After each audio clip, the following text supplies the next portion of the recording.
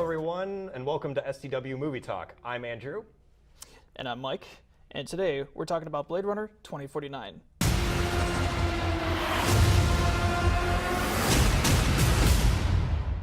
In Blade Runner 2049, a young Blade Runner's discovery of a long-buried secret leads him to track down former Blade Runner Rick Deckard, who's been missing for 30 years.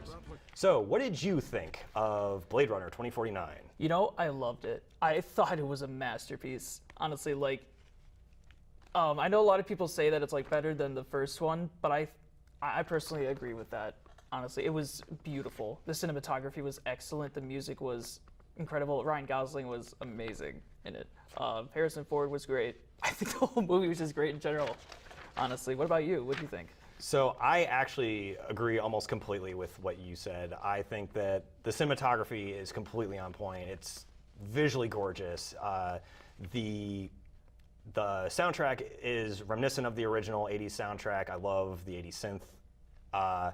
And then just, Ryan Gosling did a great job, especially since, this isn't a spoiler, but he's a replicant.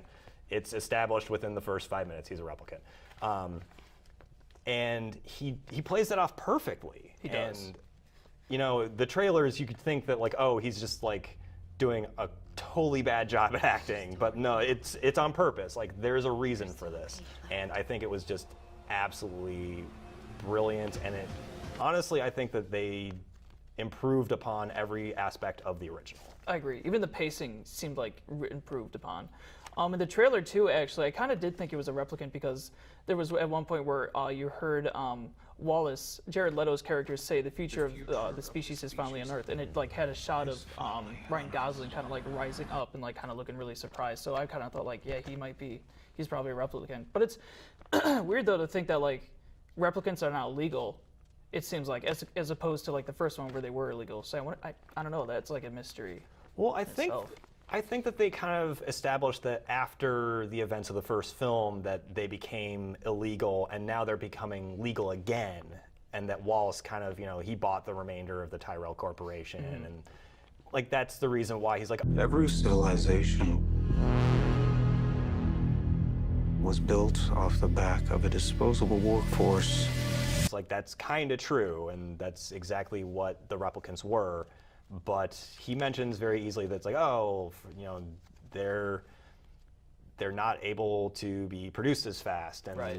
That's kind of what the whole plot of this film is about. It's the idea of one special replicant who can make it easier to make more replicants. Right.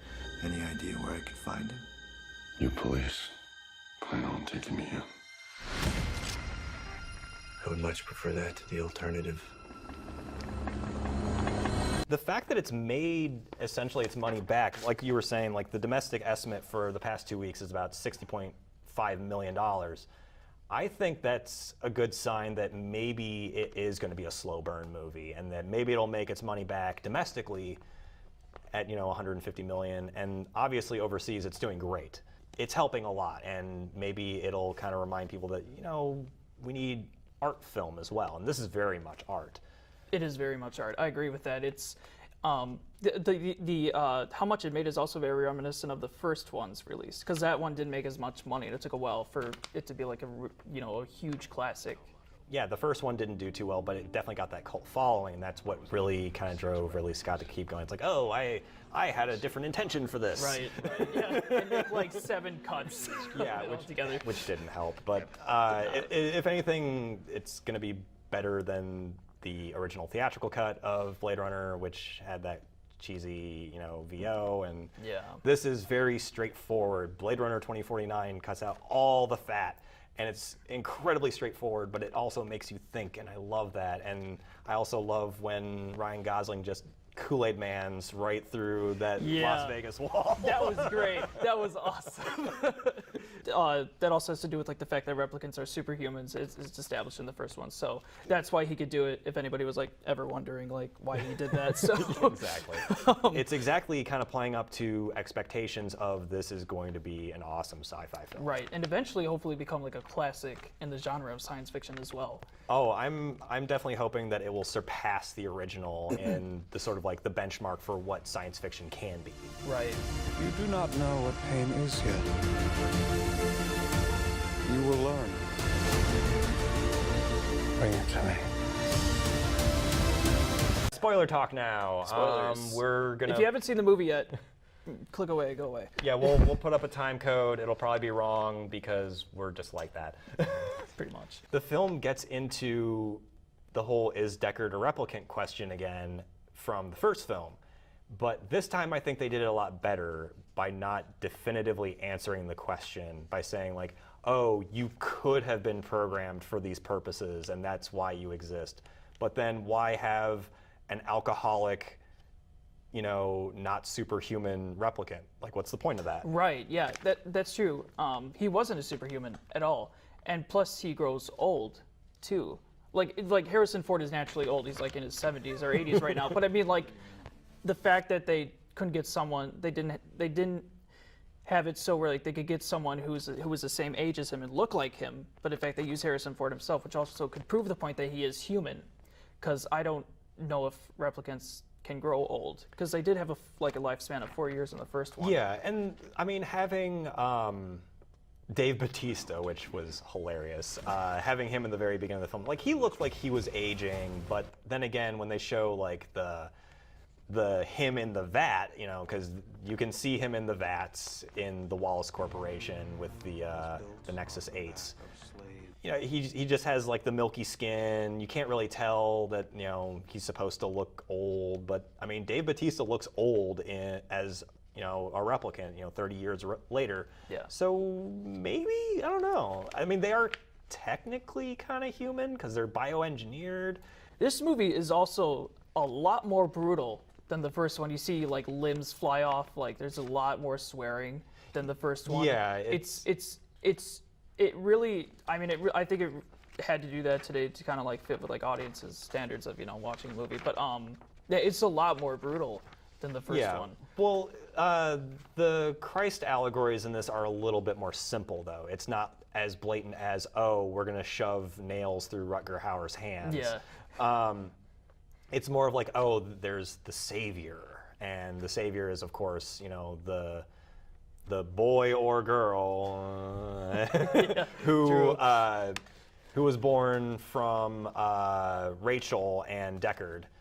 And you know, Ryan Gosling thinks it's him, and that I think that was a great plot, and I love the fact that they're like, oh no, you're not the savior, because then it's like, oh, thank God. Right. like I didn't want it to be that hammy. You could tell like his character was like hurt that it wasn't him too. Yeah, and it throws him off his baseline. It does. It also threw off the audience. It threw me off as well, because I was thinking like, man, that's the son of Deckard, because kind of like how they did with The Force Awakens, like you don't know like who Rey is, but it's like in this one you don't know who he is either. So you're thinking like, is he related to Deckard? You know, and unfortunately it's no, but because they were like memory implants. But were they implants from the girl? Yes, the girl, because okay, yeah. Because the girl looked like a boy in the Yeah, in yeah. the memories. So yeah, in one of he's got a few memories where he vividly remembers that he did certain things, and and then he goes to a memory creator, and she says, oh yeah, these are real memories. And so that kind of brings up the whole like, oh, like maybe he is the savior. But it turns out that it was that woman's memories, and that she just implanted them so that way they could be preserved essentially. Right, and that's also a new thing in the Blade Runner universe, is also like creating memories from scratch. They're not like someone else's memories now. So it's interesting how they implemented that to kind of explain like, this is how the memories are created. And that was really cool to see, especially like Kay's reaction to like knowing that like those were someone else's memories. So he's thinking like exactly what we're talking about, like, wow, he's a kid. Yeah. the whole story was just expertly crafted and well shot, and just also to kind of go back to things that we were talking about before, especially the effects. I love the effects with the hologram. Everything that was done with her was incredible. I agree 100%, especially the subtle sex scene. that was not very really subtle. Yeah, not very subtle, but like you didn't see anything really. But that was really cool how she morphed herself or put herself in the prostitute replicants, the literal shoes, and kind of like followed every movement that the prostitute was doing. Just seeing it there up on the big screen, it was just amazing. And I can only imagine, just watching on your TV how that's going to be completely different. And it kind of takes away that special moment where it's like, oh man, like you're seeing this, like 30, 40 feet tall, and you're just completely blown away by it. Right, I agree. Yeah, I've never experienced a movie like this in theaters before.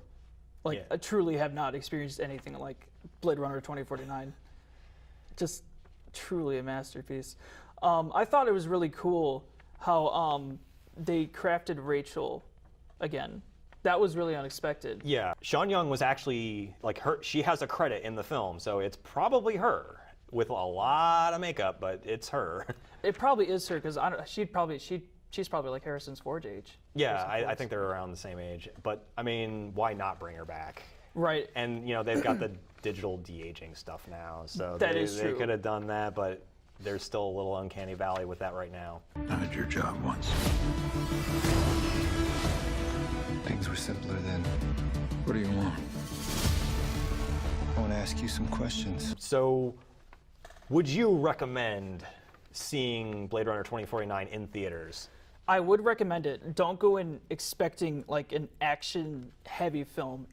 There is action in it, but it's really, really, really stylistic and probably like unlike anything anybody has probably seen if they're like really into like action films or like Michael Bay's terrible Transformer films.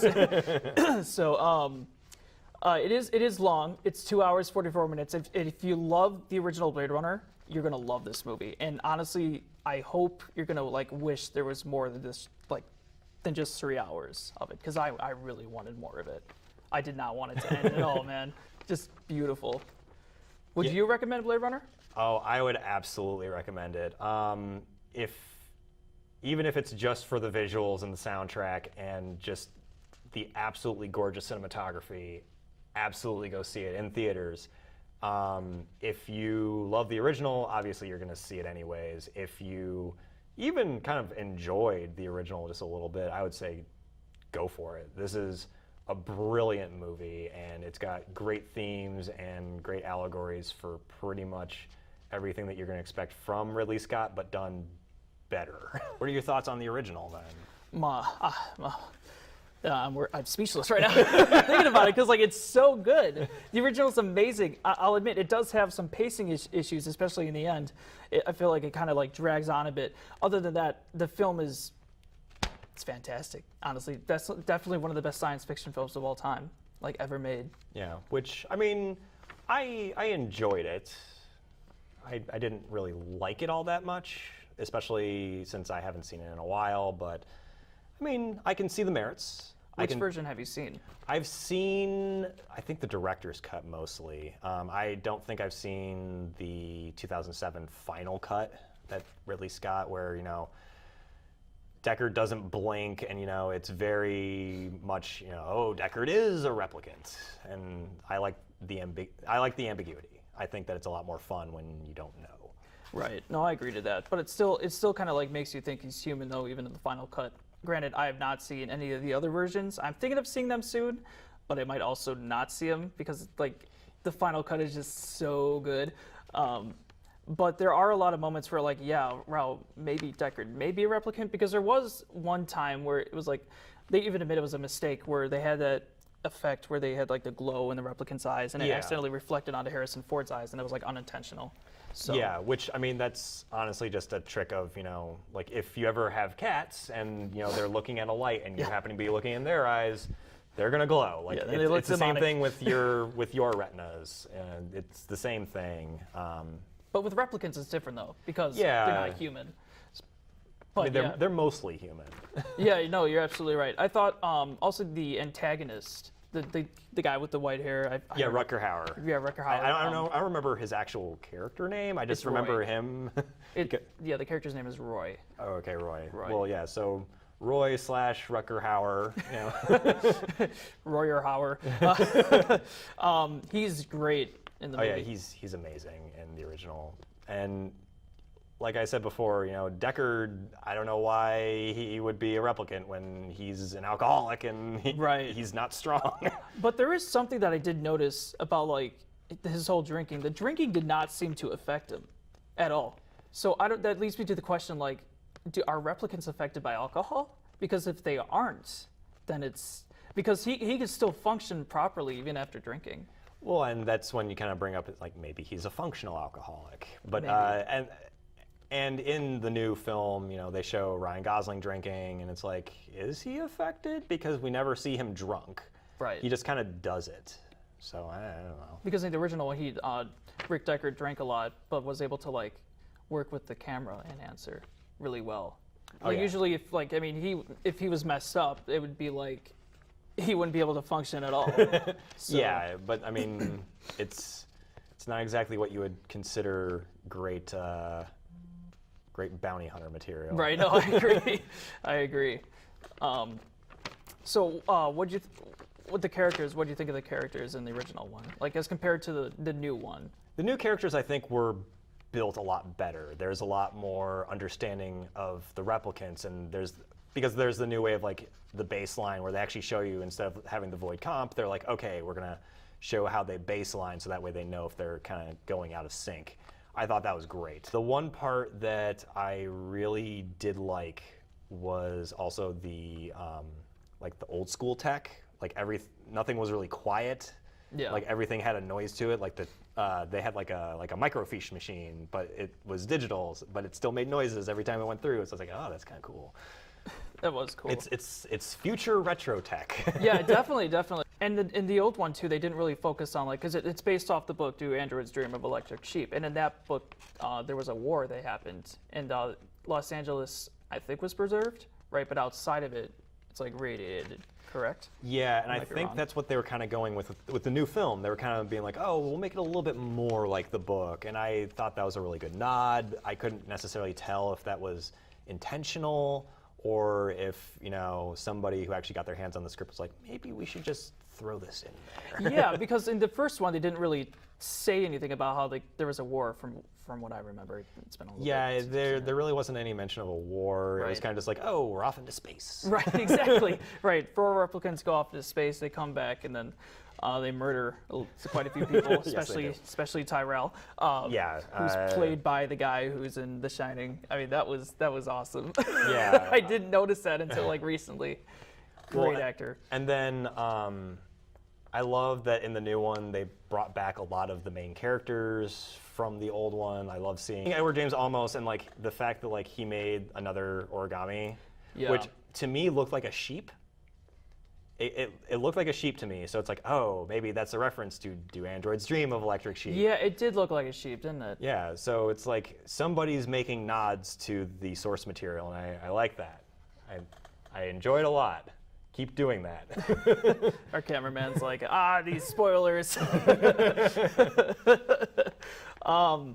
the first one, there was a part that really confused me. Was when because I haven't read the book, so I don't read as much as I feel ashamed that I don't read much. But if I were to read, I would read the book. Anyway, there was a part in the original that's kind of confusing. It was where Deckard dreamed of like not dream, but kind of it was like a vision of a unicorn. Of a unicorn? Okay. So. This goes back to the whole Ridley Scott, is Deckard a replicant question. Right.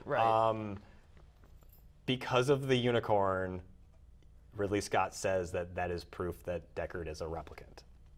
Because he dreamt of a unicorn, and at the very end, Edward James Olmos leaves the unicorn origami, so therefore he's a replicant. Right. That's the whole Ridley Scott thing. I don't believe it. But then he comes out and says like he's not a replicant. So there's like conflicting. Yeah, opinions it's a going lot on. of and then it's the whole like were the memories put into Deckard on purpose so that way he thinks that he's a real person? But yeah, he's everybody except for Ridley Scott says that Deckard is a human. Right. Ridley Scott did write the movie, I think, right? I don't think he did. No, I'm sorry, Philip. Well, I don't think Philip K. Dick actually. I don't even have cell phone signal down here, so I can't even look it up. But I don't believe Ridley Scott wrote the script. If he did, I'm sorry, and I'm wrong in my statements. I'm probably wrong too. But I feel like somebody else wrote it, and then Ridley Scott probably got his fingers on it. Of course, because every director kind of touches up a film before Right. they go shoot. And so he probably did change little things, and if anything, that's why he would have a writer credit on it. I'm not 100% sure.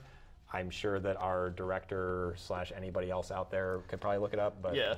Ridley Scott, if you're watching this, let us know. Philip K. Dick did have a hand in helping writing the story, though. That's what I know.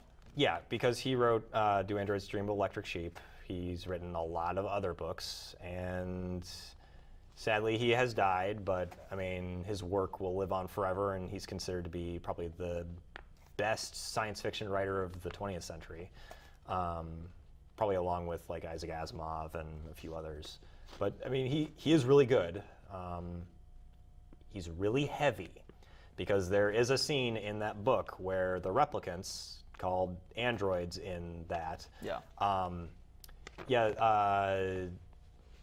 Roy was Rutger Hauer, I think. Yeah. Well, essentially that character, he pulls off legs of a spider to see if it can walk around on 4 legs instead of 8. So it's like, wow, why should we have these, androids who have no idea what, empathy is, run wild? Right, So yeah. it's a lot more of the less ambiguous, like, we need to regulate these things. And I feel like they fixed that with the new one too, because it seems like the replicants in the new one have emotions, and they kind of have like, Yeah, what is it, rational thoughts and decisions. yeah, and I thought that was actually a lot better than just being like, oh, you've got a 3 or 4 year shelf life and then you Right. die. And it's like, no, this makes a lot more sense, and I think that they did a much better job of kind of explaining a reason why there is a bad guy. Right.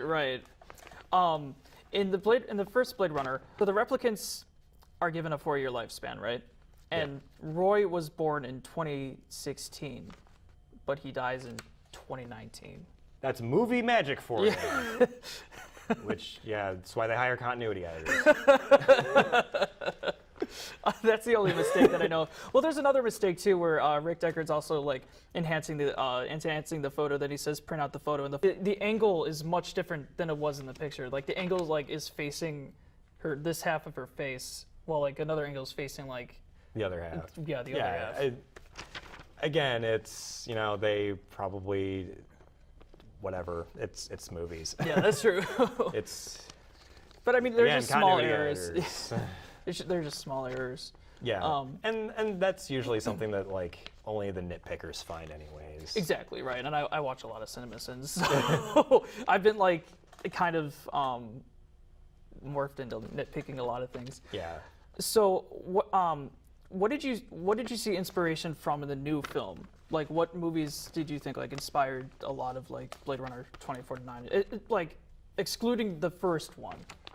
That's actually a really tough one, because I really don't know of any science fiction out there that would really kind of change, or like that would change the viewpoint of like, hey, Blade Runner is this huge established, cult masterpiece, and now we've got a new film, and it's like, well, what else could we base it on? And it's like, well, you kind of have to base it on the original, but as far as inspirations, I really have no idea. Like that's a tough one, because you really just can't. I can't honestly think of anything else that it really kind of borrowed from. I'd say it borrowed a lot from Metropolis. I don't know if you've seen that movie. I haven't seen it in its like fullness. Yeah, I haven't. I've seen bits and pieces, but I feel like the original is very heavily influenced by that, and Yeah. so it's more of like a through line than saying like, oh, it directly influenced 2049. It more influenced the previous film, and therefore influenced through that. So like I'm trying to say like it influenced like the city, like Oh, yeah. Los Oh, yeah, Angeles, yeah. the way it looked, the dystopian look Yeah, of it. and I think that I love that they kind of updated it to not just be Japanese influenced. I like the fact that they had a lot of Russian in there. Yeah. It definitely showed that it's supposed to be more of like a pan-Asian, or pan-Pacific group. This breaks the world.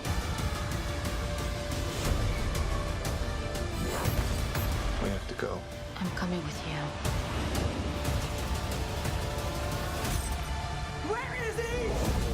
You should join us next week when we talk about probably another feature film that came out recently. I'm probably going to see The Foreigner soon because that actually looks like it might be a fun film. But Jackie Chan's like return to it. yeah, if you are watching this on 10 on 10, then you should watch the rest of this online because, hey, we get into a lot more stuff. Otherwise, we'll see you next week. Thanks for joining us.